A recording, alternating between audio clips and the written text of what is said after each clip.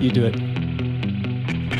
The three-dimensional world You which missed you it. inhabit I know. can be bent to your will only when you enter the fifth dimension. Yo, we're back. We're back with the lock. Al Lockerson, Alex Trinh, guy who's now in Shiift, a company that's going to change the world. Absolutely. How you doing, my man? Very good. Your first recurring guest. First recurring guest. That is you, Al Lockman. How you doing, man? Trinh, what the fuck is going on? Very, very good. It's been, when was the last time? November 2nd, 2020. Yeah, it's been, In a different Earth. yeah, different Earth, same Earth. Well, it was a different year. Yeah. It's now a new Earth date. Feel great, man. Yeah. Hey, wait, let me hear. Do we hear some weird thing? You know, technical difficulties. This is a brand new one. We haven't been on in a while, but I don't know. Maybe my ears are just too astute because I'm so damn clear. Feels good to be back. Feels great. So is this the MISCHO podcast? Yeah. Or should I call it third-party vibes? Third party vibes is, you need to process that. It's pretty good. Because that's what people get from this. Okay. Like, they're not here hanging out with us. Mm-hmm. They're at home, cutting celery, something like that. And when they're listening to us talk, it's like they're in the room. So they're getting third-party vibes. I like it. You can arguably say that every podcast or everything that's on YouTube or podcast form is third-party vibes, but no one has coined the term. Should we go through a rigorous rebrand? Third party vibes is good. I dig it. Yeah. Well, we'll sit on it. We'll see what the viewers think. Because it's funny, because last podcast we were debating what to name the podcast. So maybe that's the thing, is that every time I'm on, we just keep figuring out what the name is. Yeah. So next time you come back, Yeah. there'll be a new name. That's just how we'll do it, man. Third party vibes. I like it. Yeah. It's I think I was saying that with Rob Turcotte. Yeah. Last time after he was on, I'm like, yeah, dude, it's like third party vibes. So Trinh, what's new? What's new in the world? You had a big announcement this week. Yes, I did have a big announcement. So last time I was here, I think I was streaming video games. Yes. I decided to stop streaming video games, and I was introduced as a mentor or sales strategist. And you know what? Especially for 2021, I said, life's too short. What I've done my entire career was help companies grow and build amazing teams. And I just love creating an environment to win or gamify the experience. So similar to you, I said, you know what? Fuck it. There's one life. Might as well do this. And so I decided to finally take things into my own hands and start my own agency that's going to help other businesses and just work with great people.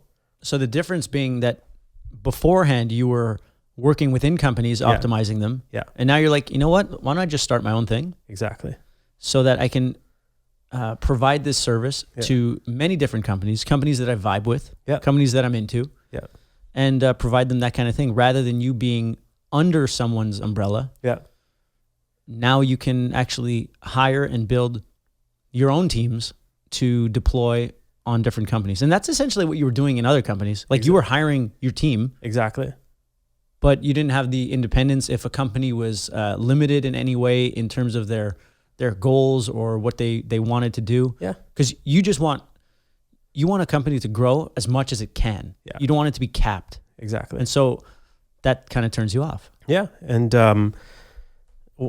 throughout the process, I learned that, what I'm really good at and what I'm not good at. And I kind of set myself some new challenges, for the next, 2 to 10 years. And those are going to be fun. So I see kind of the workplace.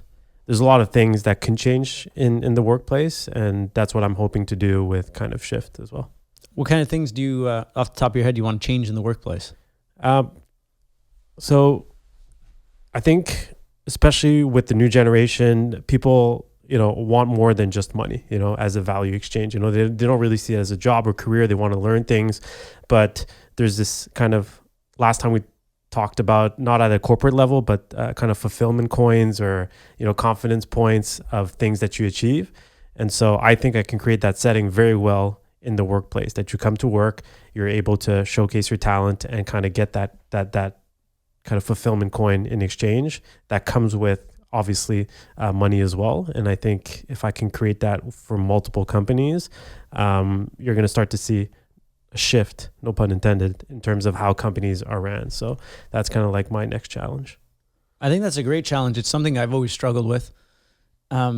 Previously being a business owner myself, how do I set it up so that there are achievable goals that lead to a greater goal for each employee that they can feel good about? Because when you hit a goal, a micro goal, you feel good. It's that dopamine drip. Yeah. But in the salary-based world of the old school business model, it's just like, do your job, and the boss will come around and scream at you if he's like having a bad day. And maybe you deserve it, maybe you don't. But there's a lack of motivation when you don't have clear targets to hit. Yeah. And so essentially the gamifying experience, which all great companies are doing, essentially means that like you're hitting targets and you're growing and you're doing your thing and you're building your value and you're building your confidence. Yeah. And we live in a world where people don't stay in jobs forever. So you want to learn what you learn. You're actually hitting your CV. You're building your CV, right? Absolutely. While you're hitting these points. So when you go to another job, rather than not ever leaving because you have no self-worth, thinking that, at least I have this job, it could be worse. Yeah. You change it to, well, look, these are the things that I hit in my last job. This is what I was making. And if you want me to come here, this is what I expect. Yeah. And it just gives more bargaining ability and more leverage to the employee. It makes them feel better about themselves. Yeah. They're going to fucking watch, I don't know, less porn and get drunk less because they'll feel good about themselves. Yeah. You know what I mean? Yeah. And I like it. And that's what we're trying to build with me too. For sure. Because every company, honestly, essentially runs the same way. They got to sell something. They have to have people who are motivated within. Yeah. And then the whole thing grows beautifully. Mm-hmm. But if no one knows what the fuck they're doing, then that collective low vibe expands exponentially. Like no matter what, it expands. If it's good, it'll expand well. If it's bad, it'll expand shit. For sure. Yeah, man. So that was a great podcast. So we're keeping it short this time. So I'll see you next week. Take care, man. It's been fun. Yeah. But yeah, we're keeping it loose. We're keeping it light. And what else were we chatting about? Because we had about a 2-hour conversation before this one. And like we do every Sunday. Mm-hmm. We're even contemplating doing this every Sunday because we get together. It's not like I'm traveling anywhere. Yeah. So maybe there's an opportunity if you guys like it, if you guys dig it. And a big difference here is like this podcast has been probably gone for 2.5 months now, 3 months. Because I filmed a bunch and then I want to outsource everything. Yeah. But in the outsourcing process, it takes time. Like you have to have employees who are motivated, like all that whole thing. And it's like, is it almost too much? Should I just be doing some of it at this point? Yeah. So that it can come out sooner? Because there were some podcasts that were done in, let's say, November and they came out in January. Yeah. That's some bullshit. Because I wanted to release one a week, but this feels more like live. It feels more current because let's say we're talking about whatever and it's current. If it's released in 3 weeks, it'd be like, where were these guys?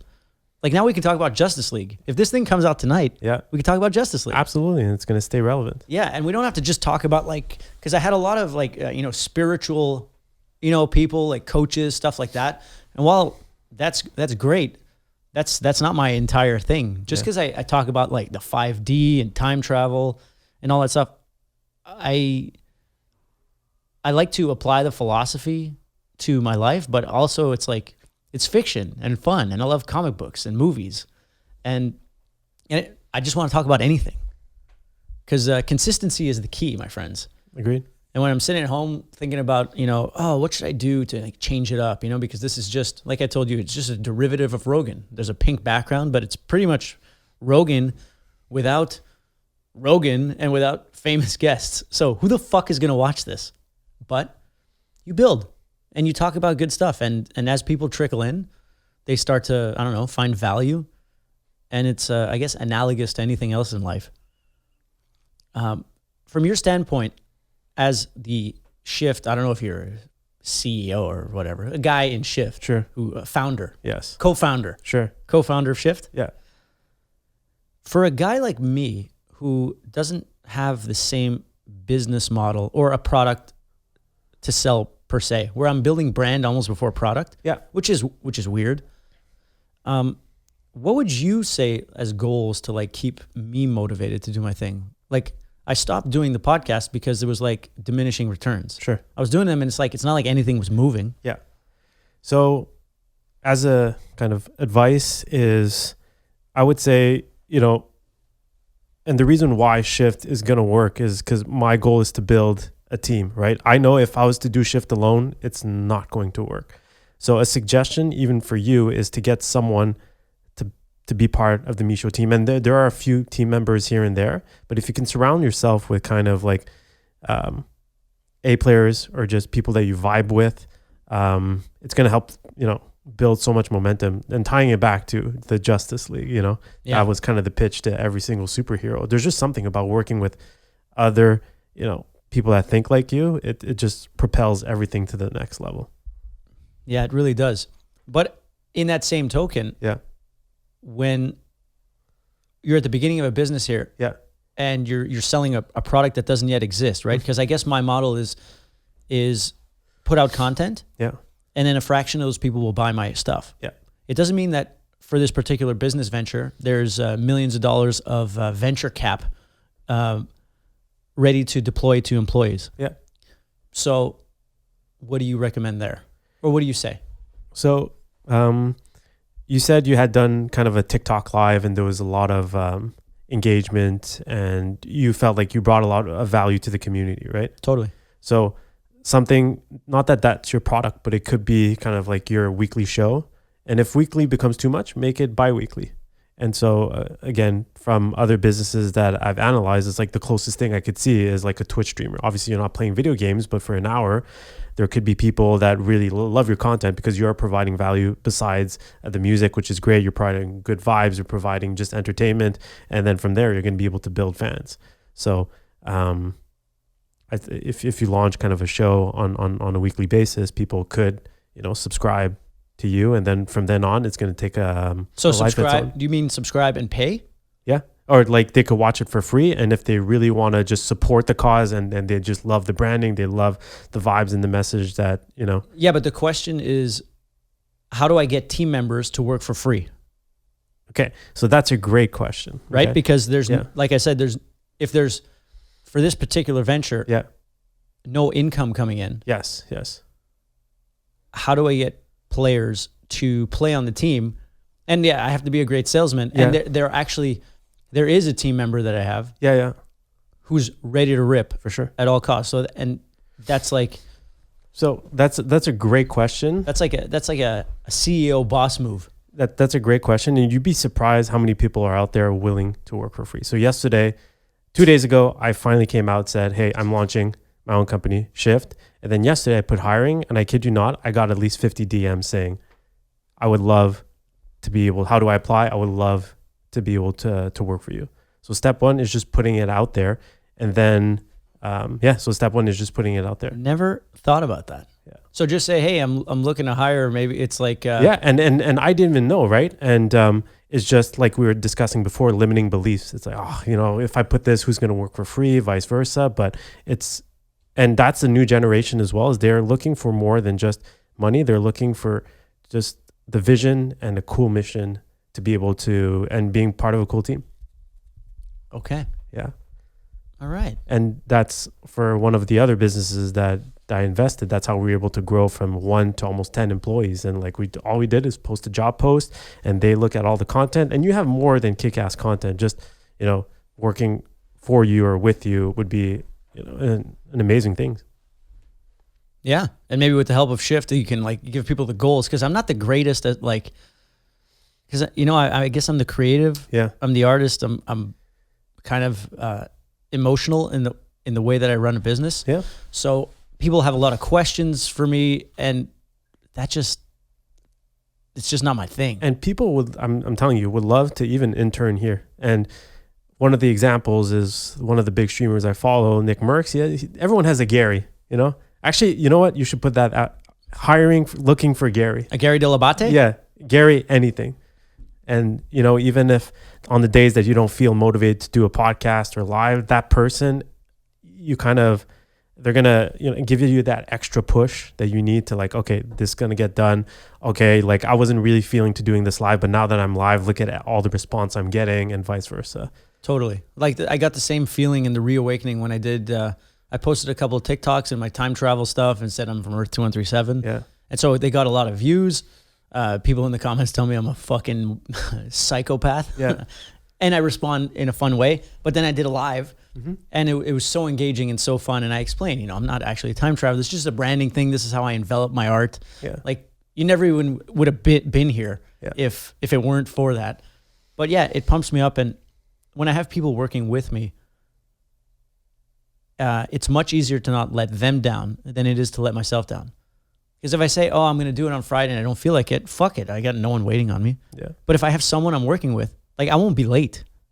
I will never fuck that up, Yeah. And because at the end of the day, you are like very business minded, and like when it's business time, you show up. When there's a show, you show up. When there's a game, you show up. So yeah, always. And who wouldn't want to work for that? Actually, why don't we use this fucking platform? Well, that's what we're doing right now, man. Yeah. What do you think? I mean, who wouldn't want to be, employee number 1 or 2 for Post Malone or Machine Gun Kelly or Blink-182? Yeah, fucking right. So maybe there'll be some NFTs in it for you. Absolutely. I don't know, because we live in a crazy new world, and I really do believe that I'm gonna blow up this brand, because I just feel it. Agreed. I feel it because it's not so much a dream when you start to make it much more practical. Yeah. Like recently, I started to look at music not as a money generator, but as an advertisement for money generation. Right? So record labels made money not on the songs themselves, but before maybe album sales. Yeah.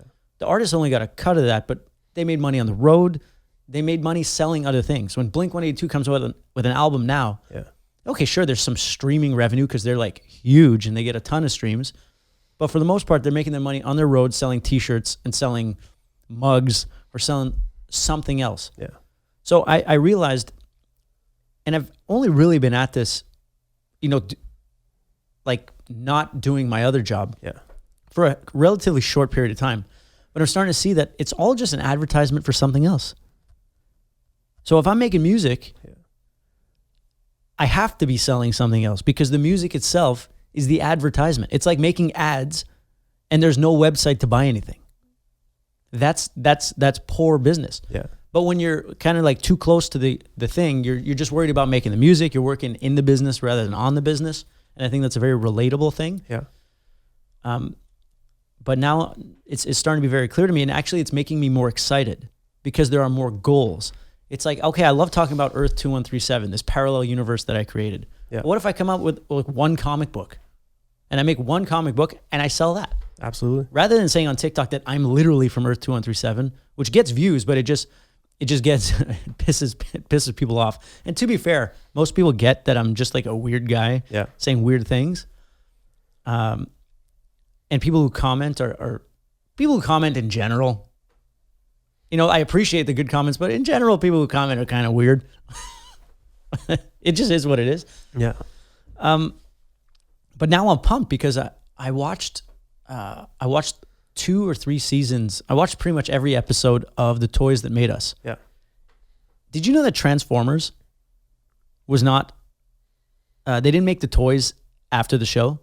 That's crazy. They had the toys from Japan, and then they started making the show to sell the toys. Yeah. And just like any business marketing talks about, any business guru or marketing guru will say, you need to tell a story. Well, how do they sell these fucking toys? They told a story about Optimus Prime and the Decepticons and all this shit. And that's how they're able to sell toys. Yeah. And so as an artist, there's a limiting innate belief that you're selling out or that you're a piece of shit for wanting to make money. Yeah. But that's why the vast majority of artists are fucking poor and give up, because they don't see that it is a necessary nutrient to propelling your art. And that we live in a world that if you think like this and set small goals and build on them, then you can build some great shit. So that's why I'm super pumped. And let's not discount that the last 2 weeks now, I've cleaned up my diet. Look, I relatively eat pretty healthy. I watch my weight. I'm always like 12% body fat. But pretty much, let's say weed candies. I enjoy weed candies. I cut them out, okay? Yeah. What porn, shit food, all those, I don't drink, so, but all the rest of those vices I've cleared out the last 2 weeks. Yeah. And like I said, I'm pretty disciplined to start with. But in the last 2 weeks, it's like I have this killer instinct in me that is pumping me up so much that it's like I can do a podcast every fucking day now. I love it. It feels insane. And you know the shelf rule? Yes. That I was talking to you about? So the shelf rule is essentially if there are things on the shelf in your life and the shelf is full, your body won't want more things. Mm-hmm. But as soon as you start removing things from the shelf that don't serve you, the shelf innately wants to be full again. So it's going to start searching other things. Yeah. And so let's say getting high on a Thursday night, or eating way too much crap, or, you know, feeling hungover from the weed the night before. These things are on my shelf, taking away from my life force, my life, you know, vitality. Yeah. Removing those things, it's like, oh, my shelf is empty. I need to fill them. And that's what propels you forward in this world. Yeah. And I'm just pumped, man. I'm just pumped, and it feels good. Feels really good. And now that I can see that Power Rangers model. Yeah. I can see it. Like, what was the Power Rangers? This fucking genius named Haim Saban, because it's Haim. Really? Yeah, it's not Haim. It's Haim. Haim Saban, this Israeli guy. Get this. This is how he got his start. He was making music. He was making TV show themes. And for some reason, he learned about like this Japanese Power Ranger thing. It was called like Super Sentai something. I don't know. And he's like, I have this brilliant idea. These guys sell tons of toys. Yeah. They change the characters every season. It's an awesome business because they get to create awesome stuff, awesome storylines, and sell tons of toys. He's like, what if I use all the action scenes from that Japanese show?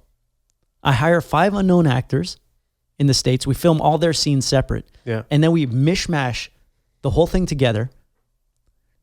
And then we could sell all these toys to these kids while every Saturday morning or Sunday morning, whatever it was, they watch Power Rangers. And that's how Power Rangers became a thing. But it took him 10 years to sell the concept because everyone was telling him how shit it looked. They're like, this is the ugliest thing we've ever seen. It looks so poor, so low budget. Yeah. And what happened? Someone finally bit, I don't know who, and it exploded. And there's a crazy stat, like Power Rangers toys are still the #1 selling toys like in the world. Power Rangers. Yeah. And the first 3 seasons, they tried to do something different than the Japanese. They tried to keep like the same suits, the same characters, all those things. But then they couldn't keep up because there wasn't enough content. Because the Japanese show changed every year. Yeah. Because those savage Japanese legends, every season changed the toys, changed the characters, so that there was an ever revolving door. And so he just said, you know what? Fuck it. Let's just change every season with the Japanese. They'll always be a year ahead, but no one in America's watching the Japanese one for obvious reasons. That's crazy. So fuck it, let's do it. Yeah. But then this toy thing led me to the collectibles. So there are Power Rangers collectors, Transformers, wrestling, like WWF. Yeah. And this world is merging with my understanding now of NFTs. And everyone says NFTs like they've heard of the word fungible before. Yeah, yeah. Yeah, it's non-fungible. Yeah, okay, fungible. Yeah, you've been using that word every day. Fungible. I love NFTs. And so NFTs is essentially collectors stuff. So wrestling toys were so popular and so rare and are collectible now, just like, you know, those little fat toys. What are they? You know, they're like this big. Tamagotchis? No, not Tamagotchis. Okay. Those are those little things. Funko Pops or something. Okay. You know what I mean? Like they have like Cartmans, or they have yeah. They have Charizard, or they have Batman. Yeah. And those things are always sold out. Yeah. But they all come from established brands like Power Rangers or wrestling or hockey players or something like that. Yeah. So you can't just come up with a toy and expect it to be sold out. Mm-hmm. You have to have a brand. You have to have a story. Yeah. So I want to build that story. So I want to build that story so I can sell these toys and sell this merch, and then they're rare and we release them limited and it's super fun and engaging. Yeah. Because at the end of the day, I like to create. Mm-hmm. I'm a creator. I like to create things to sell them to make money. Yeah. So that I can keep creating because that's all I want to do. NFTs are no different. The top, that guy Gronk. Yeah. I don't know shit about sports, but Gronk sold a $300,000 NFT, like the first card or NFT thing. An NFT, for someone who doesn't know, is literally a digital collectible. Yeah. That's it, right?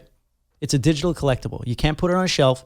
You can put it on your computer. One day, some smart guy is going to create like an NFT library or showcase thing so you can put in your house and show everyone all your cool collectibles that honestly no one gives a shit about except you and the other people who like those things. So they might as well just be most people have them in a closet. Well, now you have them on your laptop. That's true. Wonderful. Yeah. So an NFT is a digital collectible. Why I like that is that you can create art without having to physically produce it. Because supply chain is really tough. Building toys, selling toys. Sure, all the great brands like licensed out their stuff. Yeah. But at this point, it'd be so cool. Like the Time Travelers. That's what I call this community. Yeah. The Time Travelers. If I can give out NFTs to the Time Travelers when the brand is like worth nothing, they have something that they have that when the brand builds, as I'm building it, as you were going to help me build. Yeah. Because we're going to build a sick brand. There's going to be the Basique clothing line. There's going to be the comic books. There's going to be all this great stuff. Those will grow in value. That's the thought at least. But if you're going to work at it every day, it's just going to get exponentially bigger. So what's your thought on all this? And I'm excited about it. Were you, because in the beginning, were you thrown off tiny bit about the concept of NFTs or no? Yeah, I had no understanding of what it was. And now, like a couple weeks later, have you come around? And you're like, okay, this is the first, shit. I've heard no one explain it simply. Okay. And really, it's a digital collectible. Yeah. That's it. Yeah. That's all it is. It's like a hockey card or a baseball card that has a limited supply. Yeah. And that you can buy them or you can get them in a pack of digital cards or like whatever. It can be part of a Kings of Leon album release. Yeah. It could be Blau releasing his album in a certain way. Yeah. And there's a market for people who are interested in Blau, who are interested in athletes, who are interested in these collectibles. Yeah. And these collectibles are so ahead of like normal collectibles because they're almost like on a stock market of their own. Yeah. You could see their value, you could see their daily trades, you could see all kinds of things. So essentially, it's giving the people the ability to invest in things that they like and care about and watch them grow or lose value. So it's not like you're buying something and you're losing money. It's like buying a little piece of digital real estate. 100%. To me, it makes so much sense. Maybe because I've been buying skins in video games for the longest time, but how I explain it to kind of for the first time and people get confused, I just point at their LV bag and I'm like, do you know that costs $1 to make and you spent 10,000 times that to be able to buy it? And then like, okay, I guess it makes sense, but at least I can use the bag. I'm like, yeah, you're really using it for the bag. You can also use a garbage bag to do that. Absolutely. But that would hurt your perception of yourself because we're just ego animals. Like Gary Vee was saying, we wear our brands. We wear our brands on us. So instead of pretending that we're not these tribal monkeys who want to show what we are. Yeah. Because us wearing sweatshirts, that's us being like, yeah, we don't care. No, it's us telling the world that we are not like the people we came from. Absolutely. We're not part of the old school establishment. There's nothing. And I think it's honestly so cool. It's like, imagine if Kanye West was able to make 10% off every pair of Yeezy that resold. Okay, so let's rewind a little bit because to explain to the fellow time travelers here that NFTs allow the creator of the product to set a commission rate. Yeah. Which means that every time it sells, you get a piece of it. So like these Yeezys, they sell for 150, 180, whatever it is. Yeah. I don't know how much Kanye gets of that, which probably is a small fraction. Yeah. But then they resell for thousands. Thousands. Imagine Kanye and Adidas were able to make money, commission, on every resale of that scarce resource. It'd be crazy. Isn't that a beautiful thing where artists can thrive and make money forever? Absolutely. And right now it's such a handicap game for artists. They can get millions of streams and it's going to generate like $300 max. Yeah. And like there's no way that business model makes sense for the artists. So. And the only way you can really do it, it's not like any art's going to do it either. Yeah. Like you can make NFTs. I can make NFTs, put them out tomorrow. It's not like they're all going to be sold out. Mm-hmm. Maybe they will. If I make a supply of one, you're probably going to buy it. Yeah, 100%. Of course, because you're a smart guy. Because you know what you're building. Yeah. And it's almost like stocks. Like, MISCHO Corp or Time Travel Industries just partnered with Shiift to hit projections in Q3, Q4, and then like the stock fucking goes bananas. Absolutely. I'm nuts. And everyone's into stocks now because everyone's at home playing with themselves, not knowing what to do because no one can go out. Yeah. So people are learning stocks. People are fucking riding the AMC GameStop wave. They're getting 1,400 stimmies, as they call it. Stimmies, the $1,400 check. Extendo, this epic memer, posted a picture of his new camel that he bought with the stimmy, like this 14-foot tall camel. But so back to the point of you can't just make an NFT and expect it to go viral or have a crazy demand. You have to work continuously to build your brand. 100%. And what does build your brand mean? It means building an engaged community who give a shit about the story you're telling, right? Mm-hmm. So I've been always interested in the stories. I've been always interested in the brand, but now it's all like tying together. Yeah. Like it couldn't have happened before. So now it's all coming together and I'm seeing this immersive world combine where it's like Power Rangers, collectibles, comic books, consistency, which has been my downfall forever. Like I have this limiting belief that's like, no, I don't need to work every day. I could just plant my money here, there. So can we talk about that limiting belief that like everybody has? It's almost that voice inside of people's head that's limiting them to kind of achieve their kind of like their potential. So on that note, in terms of like, what is your brand or your personality or your identity, so to say, that you think that's really me? Okay, well, I'm an artist. I'm a creator. I have a philosophical gene. I like to observe the world and create metaphorical art about it that expresses how I feel about certain things. Whether it's brands, whether it's that thing I do on Instagram called The Feed, which is just a satire of what I see. And I'm part of it. It's not like I'm above everyone. I see how ridiculous I am too.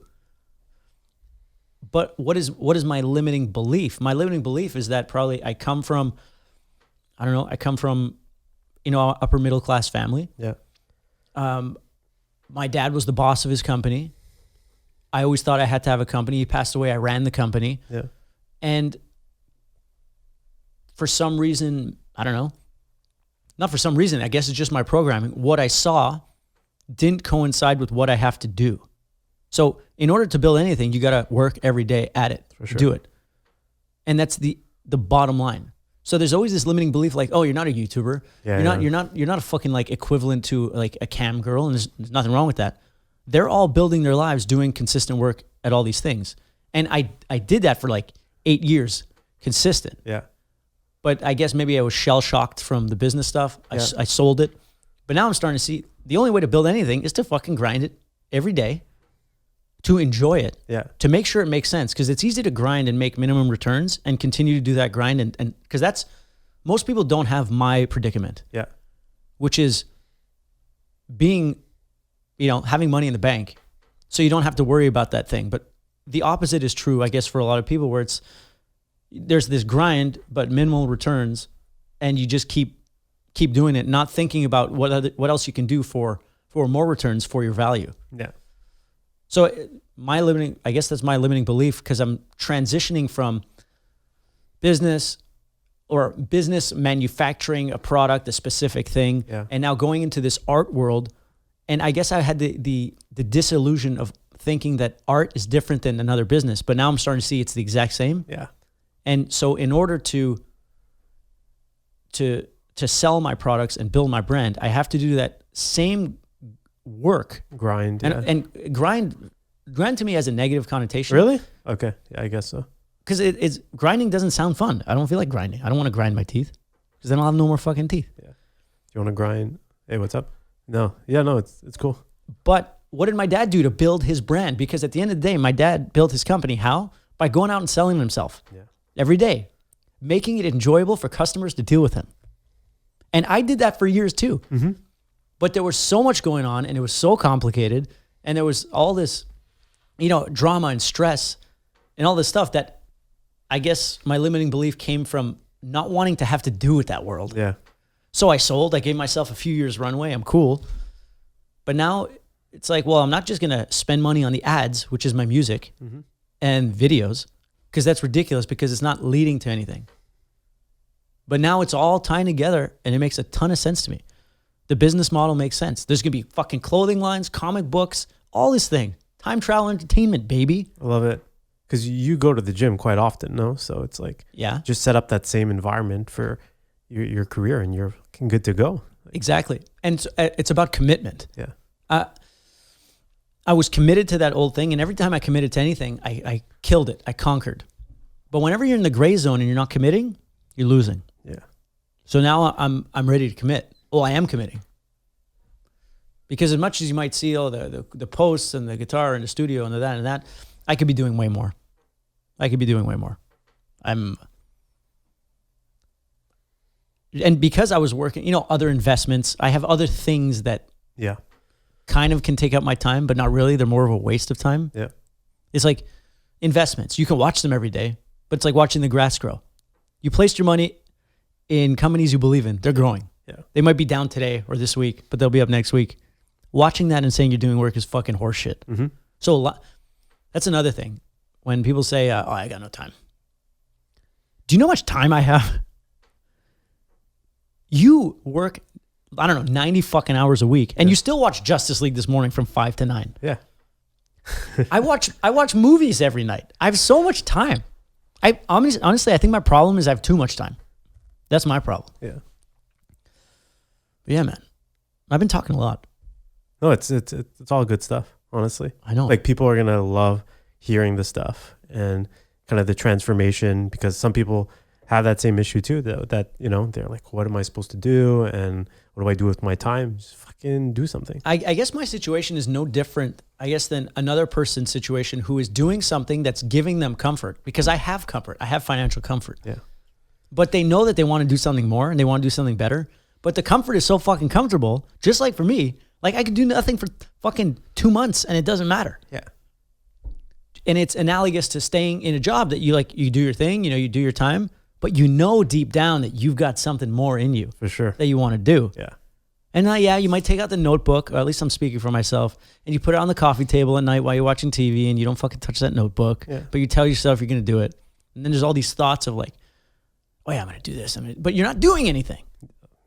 Fuck.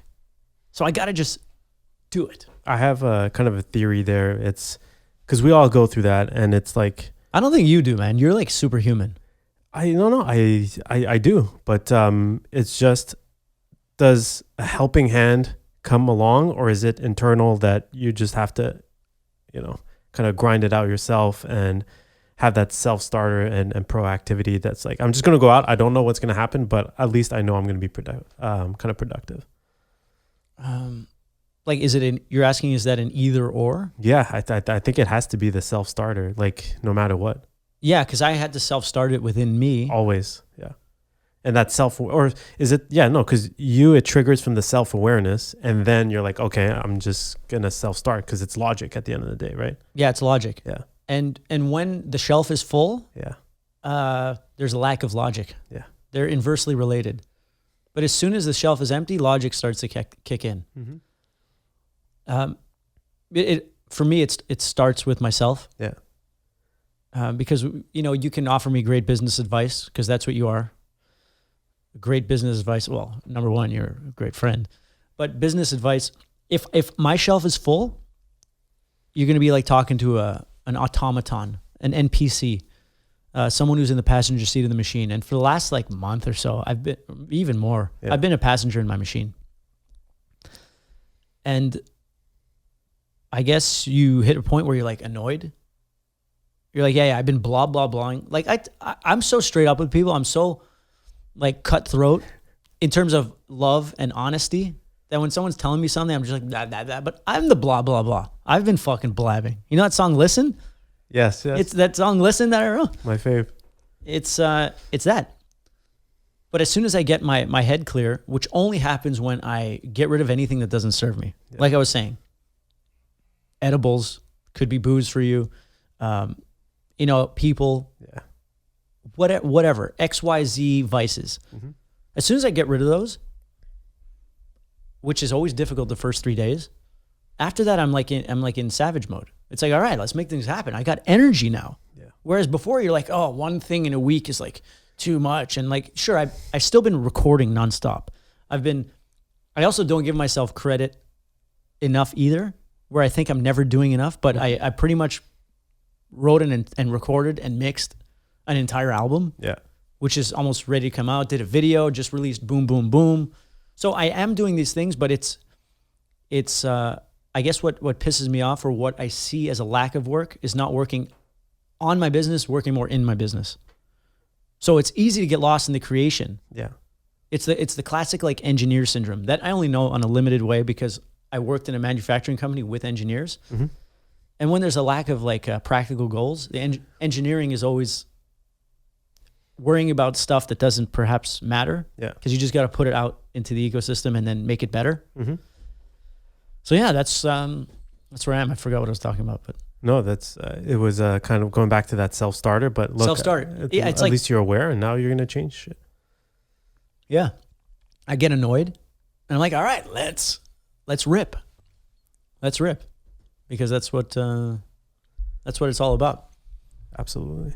And so yeah, all this and this NFT stuff, just like NFT and toys and like comics, because like I said, creativity and imagination. Like I was doing on TikTok, I was saying like, first, I'm a time traveler from the year 2137. Yeah. Then I started changing my tune just recently. I'm from Earth 2137, which is a parallel universe.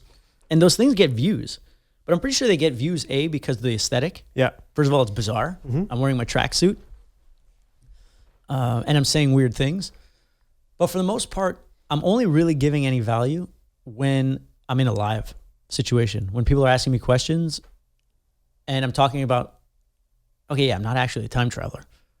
Like, I thought you got it, but sometimes I have the problem of thinking people get it when it's tough to see if I'm kidding or not. Because I guess I have like a deadpan kind of, I always seem the same if I'm kidding or not. It's true. Another self-awareness thing. But as soon as I start explaining, no, it's a branding thing. If you want to cut through, you gotta be different. You gotta look different. You gotta say different things. You know, Elton John was an amazing talent, but he looked crazy. Yeah. He wore amazing, beautiful, wild outfits. Freddie Mercury had crazy, ugly ass teeth and this mustache and this amazing voice. Yes, but it's always this combination of audio visual. Mm-hmm. You can't just focus on one. And there's a lot of people who in the certain niches who look exactly like another. Yeah. If you look at Nigel Houston, he doesn't look like any other skateboarder.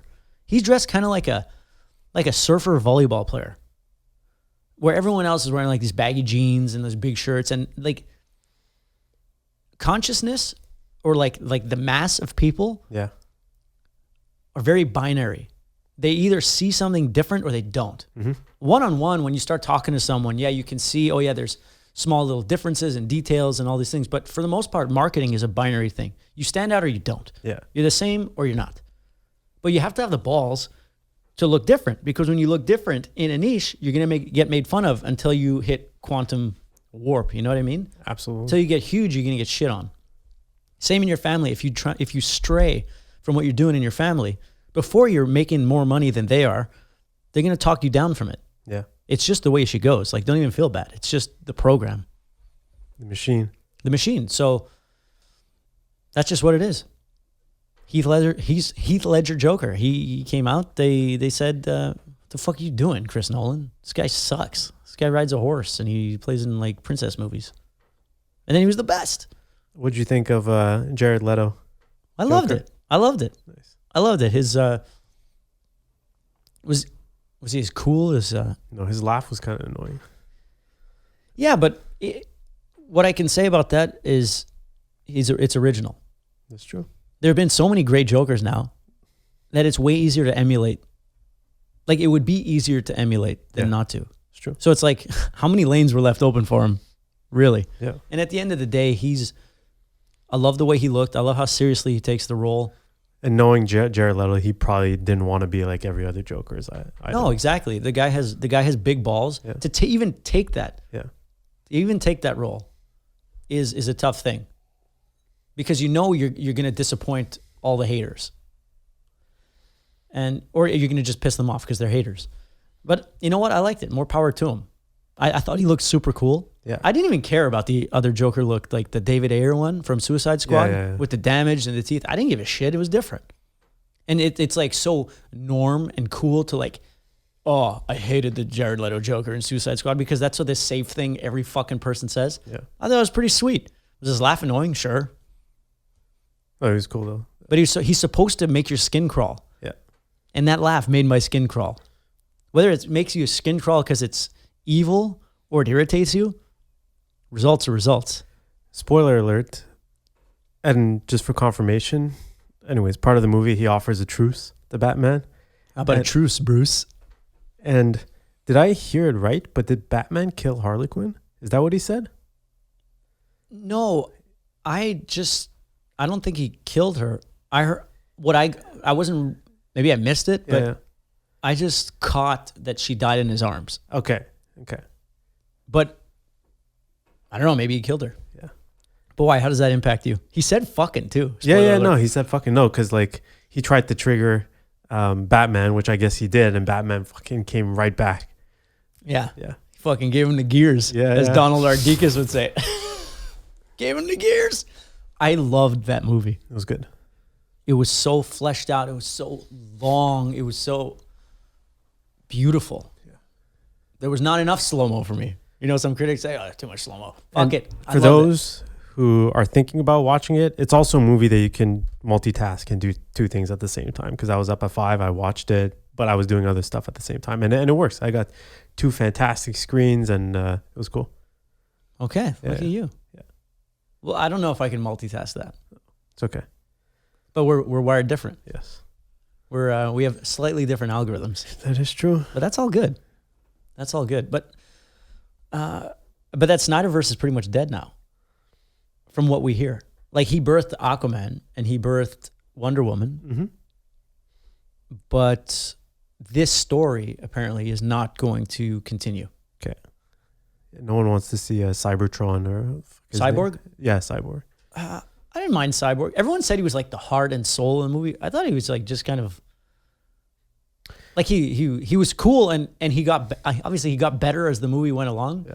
It's like he was real. No, his character arc was much better in this movie than the original one. I don't even think he had a character arc. But it's like, yo, if you're a cyborg, aren't you less emotional?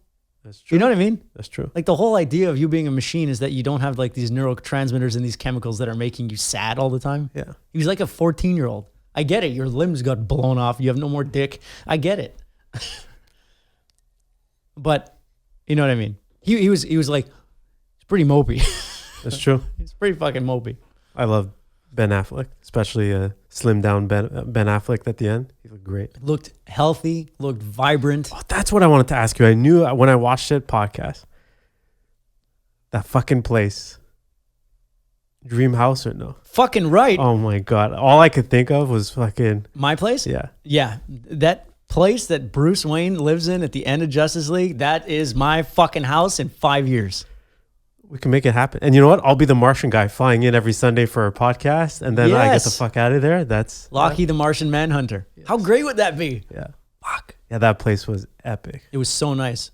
And I'm sure, because I saw it's all glass. I'm sure he had a button that can like black out everything. No, he's in the forest. No one bothers him. No, I know. Not for privacy. Okay. But for when you want to watch a nice movie and there's too much sun coming in. I guess. Know what I mean? I don't think he's a movie kind of guy. Oh, come on. Maybe he is. Yeah. I think he's a movie kind of guy. Yeah. No, that was epic. That was epic. Do you think Alfred was too young to be an Alfred? No. No? Okay. No, Jeremy Irons. Yeah, he's fucking What badass. else is he in? So many. Man with the Iron Mask.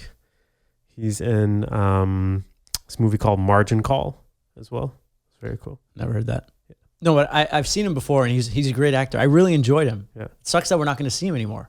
But how cool would it be if there was like an HBO Max series with all these guys? Absolutely. Because I feel like. But why would they put the Martian guy if they're not going to sequel it to something else? Because he's doing his big vision that he had. Okay. Right? It's just because it does lead to some. And look, he wants to create release the Snyderverse. No. I think there might be a release. It's a hype machine. You can do it, add him, and then add Green Lantern, and you have the OG Justice League. The movie makes sense. Yeah. but they want to recast Henry Cavill. Oh yeah. They're like this story. Ben Affleck's out. Yeah. Like this is years now that it's not happening. They canceled his movie. Mm-hmm. But by him, this is releasing his true 2017 vision. Oh. And so he wanted to put it all out. Yeah. And obviously he wants to pump up the crowd because he's a man of the people, Zack Snyder. He got them to rally to make that movie. Yeah. If he put no Easter eggs at the end to pump them up, then that was the call to action. Yeah. Zack Snyder is calling upon the fans to request the Snyderverse. And if it's continued like on an HBO Max show, that's like seasons. Yeah. How fucking great would that be? I fucking watch that all day. Huge. All day. Yeah, man. That's a beautiful thing. You can make it happen. We can do it, fellow time travelers, people of Earth. If you want to see the Snyderverse, you just got to hashtag it. Because the AT&T people who own Warner Brothers will look at the algorithms. The algorithm speaks louder than words. So pump that algo full of release the Snyderverse. He said he's kind of over it, though. Yeah, that's possible. It's possible, but I don't know. If they brought him a big check and said, yo, bro, want to make a couple seasons of a great Justice League show? You should. And Henry Cavill was so awesome. Yeah. He was great. Even, honestly, everyone was great. Everyone. Cyborg's abilities. Yeah. You know when he did those money stack things? Crazy. His abilities were next level. Yeah. Wonder Woman was epic. Yeah. Like Aquaman was great. Yeah. The whole crew. And The Flash made a lot of sense. The Flash movie is coming out though. That's sick. And that's where they're gonna have Keaton. Keaton in the fucking verse. Is he gonna be Batman or is he gonna be No, he's gonna be Vulture. No. He could be what's it called? Thomas. You never know. Thomas Wayne. Unless they're going with that storyline. No, apparently it's multiverse, and he's going to be Batman. Okay, so it's not going to be from like Gotham '89 or something. Got it. So it's not going to be Flashpoint. No, it's a version of Flashpoint, and this is what I heard. Like I waste a lot of time watching a lot of these videos that like have these, like they dig real deep into the stuff and hypothesize. But it's a version of, what do you call it? Flashpoint. Yeah. And Flashpoint is the story where Barry Allen, who is the Flash, goes back in time to save his mother because he realizes he can do that. And you get hints of that, spoiler alert, in Justice League. Mm-hmm. But that creates like a fucked up world where Batman died as a kid and his parents survived and his mom becomes the Joker and Thomas Wayne becomes this crazy evil Batman. So I think there will be elements of Flashpoint in the Flash movie. Yeah. But the Keaton Batman is going to be just a multiverse Batman that he happens to run into, which is going to be because they're going to go to Tim Burton's Gotham. That's sick. Do you think they're going to like just Michael Keaton? They're going to bring back Val Kilmer and George Clooney and all those guys too? I don't think so. Yeah. Val Kilmer's in pretty rough shape, so I don't think he will be coming back. Clooney said that he was the worst Batman ever. But Keaton was like a legend. Yeah, that's true. And was he a legend because we grew up with him? Or was he a legend because he made no sense being Batman? He was like a small, scrawny dude. Yeah. I think it was just a time thing, like there was not really any other at that time. Especially there was no Superman movie like the... Well, there was. No, but the Christopher Reeves, like they were already done by then, no? Yeah. So... Because it was like pure 90s, no? Or like late 80s. Yeah, 89 Batman. And Tim Burton worked on...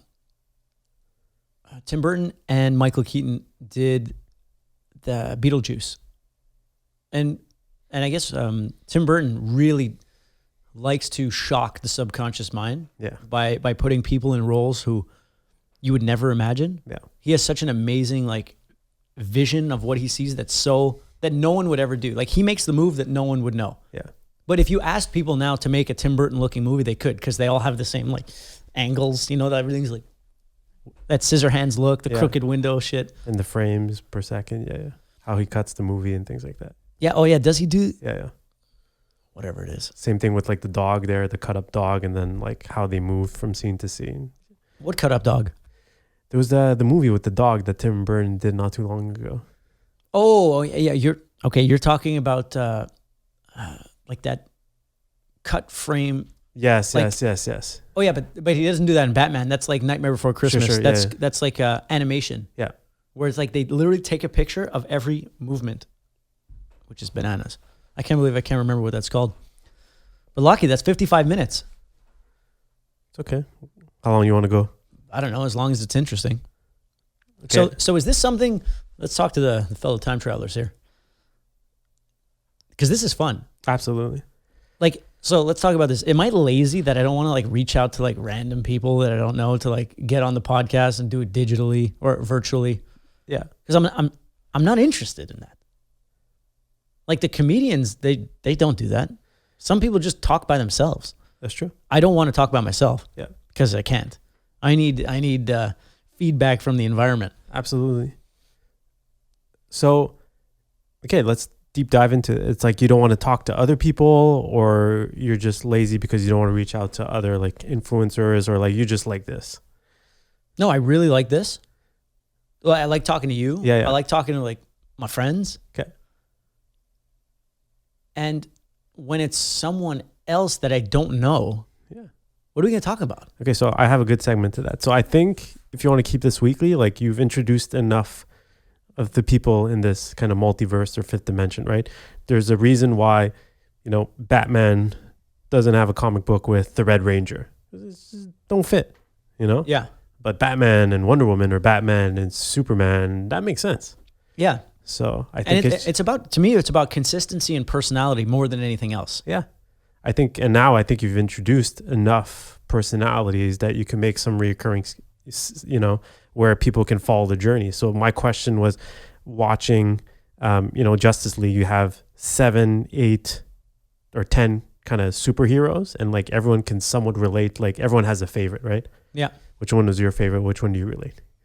Easily. Batman, man. Of course. Because he's the coolest. Okay, but some people are going to disagree with you. Yeah, some people are like Cyborg's the coolest. Yeah, some people are going to like Barry Allen. Some people are going to like Wonder Woman. Exactly. Yeah. Variety. Yeah.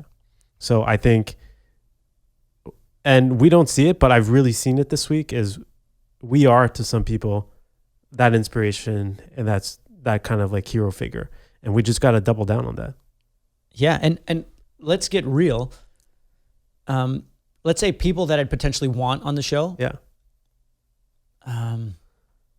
Like until the show has like a certain viewership, there's no incentive for them to come on. Agreed. Well, obviously there's different tiers and there's different numbers and there's different stuff like that. But talking to a complete stranger, it doesn't really have that same chemistry. And honestly, and one-on-one, it's like, and it's a weird time now. People don't want to like just come in and talking to someone you never met before through a screen. Yeah. Like I'm not a interviewer. I just want to shoot the shit. Agreed.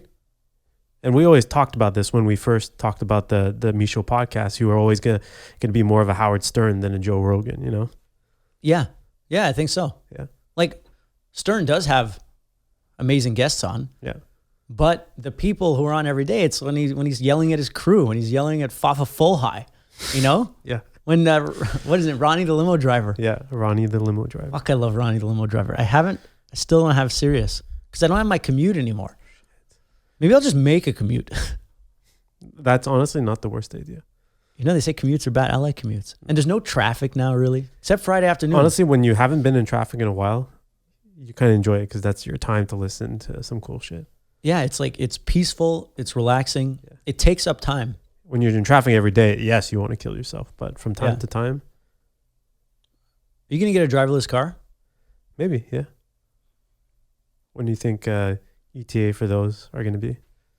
Oh, well, the tech is already there. Mm-hmm. But when is it going to be like, well, you can get in your car and it can drive you. You just have to be in the driver's seat. That's true. So that's now. Yeah. You want to get a Tesla, let's go for it. Yeah. Honestly, my commute is everything's within 1 kilometer. So. Yeah. Yeah. You're killing the game. I'm moving though. I'm out of the neighborhood. Okay. Probably moving next week. No, I'm like 5 minutes away. Are you excited? Yeah. It's gonna be cool. I'm excited. A new place. it's got nice space. So yeah, I'm excited for that the new chapter. It's it'll be good. It'll be good, and I think being so close to work. Yeah. Because right now we're in the podcast room at my office. Yeah. And I live a 5-minute walk away. Yeah. It's almost too close. Yeah. And I'm in my house. It'll give me like reason to come here and do my stuff, and I can come get my consulting work from you. Look, it's all in phases, right? I mean, you got this office because your environment was just at your place. Yeah. And now you're learning, and it's gonna be sick. It's gonna be great. It's gonna be great stuff. It's cool. But yeah, this podcast, I think that the saying who should be on or who should be not, kind of simulations that don't matter. I think the key is consistency. And the thing that kind of threw me out of it is that there were too many people involved on the outsourcing. Yeah. That it's like, yeah, this can only come out in a week, and this has to happen. Like, fuck it, I'll just put this out today. I'll edit it myself. Maybe I'll even put like two faces. Yeah. Like instead of the back and forth. Yeah. Because that's just like a lot of editing time. Agreed. And is there value in that? Other than looking like the Joe Rogan show? Like I see a lot of good podcasts, and it's just two faces. We looked at the numbers, and half of it, people just listen to it on Spotify or iTunes anyways, right? Yeah. Yeah, I guess you're right. Yeah. And also the data doesn't lie. Sorry to break the fourth wall here, but your best numbers came from fellow Justice League members as well. Yes, you are absolutely correct. So are you just reassuring, or are you just following logic here, you know? Following logic. Yeah. Following logic. Look, getting other people would be like great too, but I don't know, let's just see how it goes. And there's that you know that switcher. I was talking about this piece of tech that I have that when you talk, I can press a button, and so it's automatically saving the video in the transitions, because I'm pretty sure all the big shows have someone clicking a button every time someone starts talking. Yeah.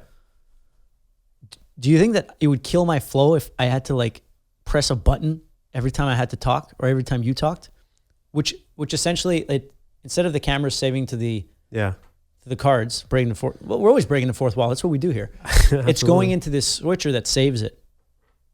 Test it out. Let's see how it looks. Yeah, well, I think it'll look like an edited thing, but won't require the editing. Amazing. Yeah. Lean mean. So another thing is I get the audio mastered by someone else. Yeah. But that takes 3 to 4 days. Should I just do it? How good is the quality? I'm pretty sure the quality is pretty decent, even without. Like right out of the box. Yeah, because I have this Rodecaster. It's great. Yeah. I'll test it out today. Absolutely. I'm going to release it today. Fuck it. So Alex Trinh #2. And maybe in the titles I'll put like what we're talking about. We're talking about NFTs. Yeah. And I'm pretty sure we have a really good concept of it. World-class concept. Because if you're going to do something, you got to be great at it. Absolutely. And yeah, Boom Boom came out. Boom Boom's doing well. The marketing's doing well. Getting those followers. Absolutely. Getting those streams. It's a good song. Yeah, it is. Like, I'm so disillusioned by it because I've heard it so many times that it does nothing for me. Yeah. But people are saving it on Spotify. It's hitting the playlists. Whoops, draw my guitar pick. Guitar picks are fifth dimension creatures. They disappear and reemerge without anybody knowing. Side note, we should get some guitar picks with the Time Traveler. Fits exactly. Oh, the circle? Yeah. Yeah. Let's see. Oh yeah, because the triangle. Yeah. Yeah, and there's like cool merch. I'm pretty sure like these armbands that we're wearing. The first test is we're gonna put up 5 for sale. Absolutely. And do you think we should include a free NFT with it? Yeah, why not? Because it'll teach us how to do NFTs. Yeah. And I did some research. It seems pretty easy. Like they've optimized it. Like what's that big OpenSea? OpenSea. Yeah. OpenSea. So Seal or C? I think it's OpenSea, but you could be right. I could be wrong. It's okay. I don't know everything. Yeah, so we're gonna put these for sale, limited edition. There'll be 5. You get an armband just like this, part of the Galactic Federation of Time Travelers, and the Galactic Federation is gonna be part of this storyline of like a comic. And I think MISCHO will just be a band that the characters listen to. Yeah. Like maybe I'll model the characters after young versions of us. Yeah, because that would be fun. And then they go, their enemy is Dr. Algo. And like, that's it. Like, there's only one real story. There's good guys and bad guys. That's it. Don't got to overthink it. Just be consistent. Bring people into it. Mm-hmm. The fellow time travelers, as they interact with us, maybe we'll throw them in as characters. Fuck it. Yeah.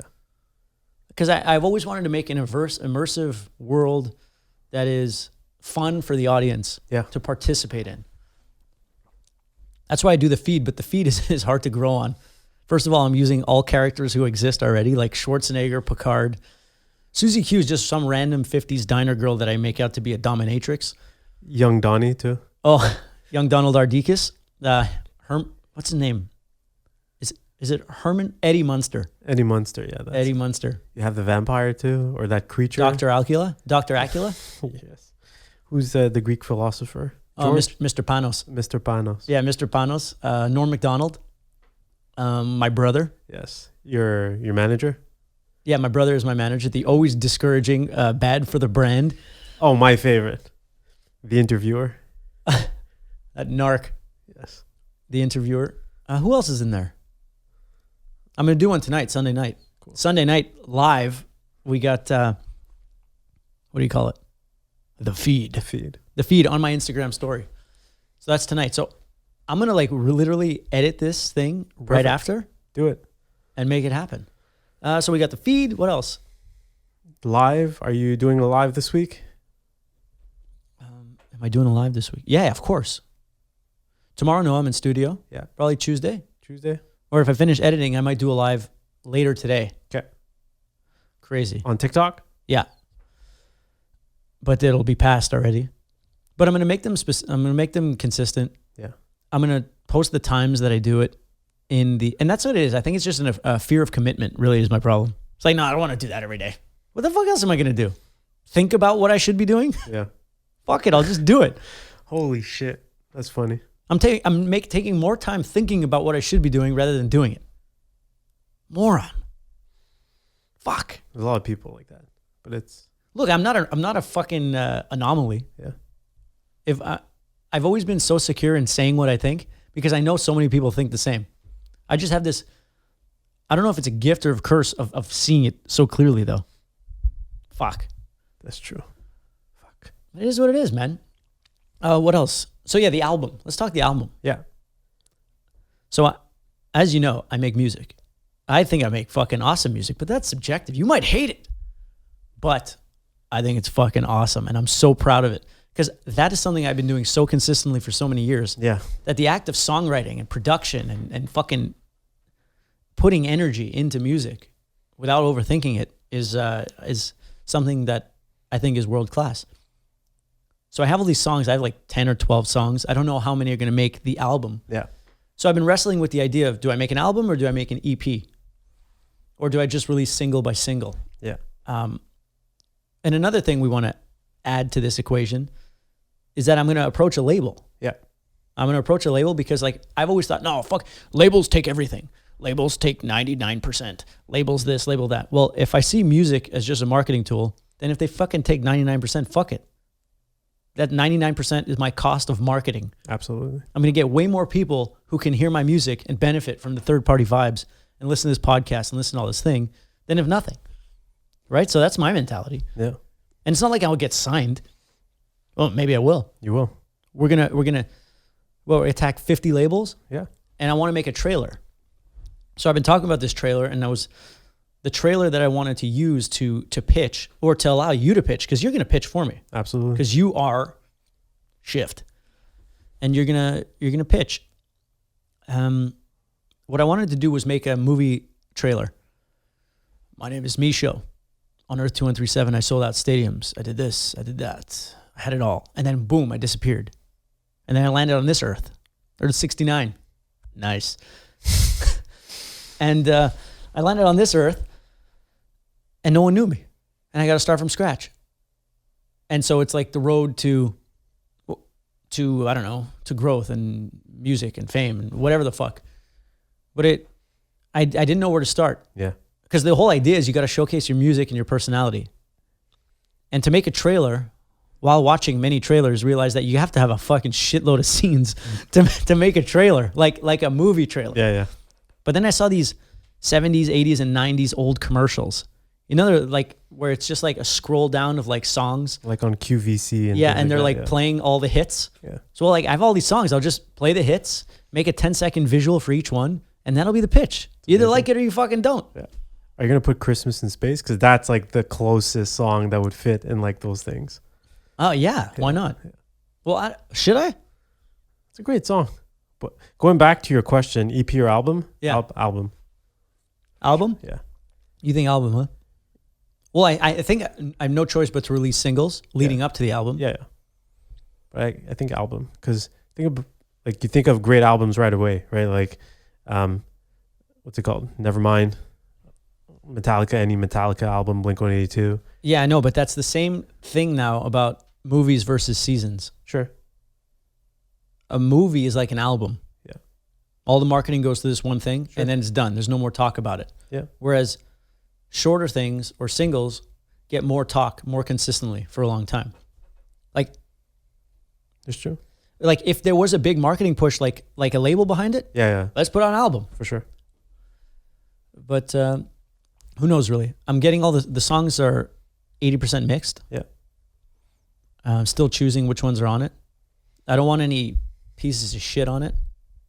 Not that there's any pieces of shit, but there's a few songs that are not.